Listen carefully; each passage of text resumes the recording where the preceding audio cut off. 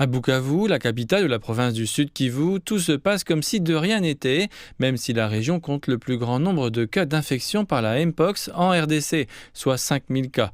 Au moins 1000 personnes sont infectées dans la capitale.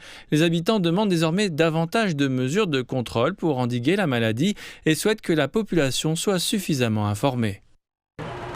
Nous avons un ministère de la Santé qui ne fait pas de sensibilisation. C'est pourquoi cette maladie se propage rapidement. Les gens ne savent pas quoi faire, ni comment gérer la situation. Chacun agit à sa guise. Il y a encore plein de gens dans les rues et dans les églises. Ils continuent à se serrer la main. Personne n'applique les mesures de contrôle observées pendant la période de la Covid-19. Aujourd'hui, chacun fait ce qu'il veut. La RDC a déjà connu d'importantes épidémies potentiellement mortelles, notamment Ebola, la Covid-19, le choléra, la rougeole et maintenant la Mpox. Babuira Nibamba, étudiant en médecine à l'université de Bukavu, estime que certains protocoles doivent être respectés pour lutter contre la propagation du virus.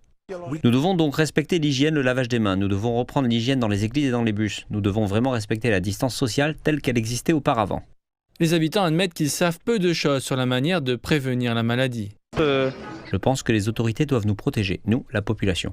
Déjà, beaucoup de choses m'échappent par rapport à cette maladie. Comme beaucoup ici, j'ai besoin d'en savoir beaucoup plus sur la Mpox. Comment la maladie se propage-t-elle? Comment se protéger? Comment la combattre? Nous devons savoir.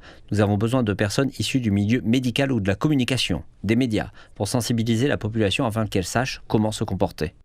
29 des 34 zones de santé du Sud Kivu sont touchées par l'épidémie de Mpox.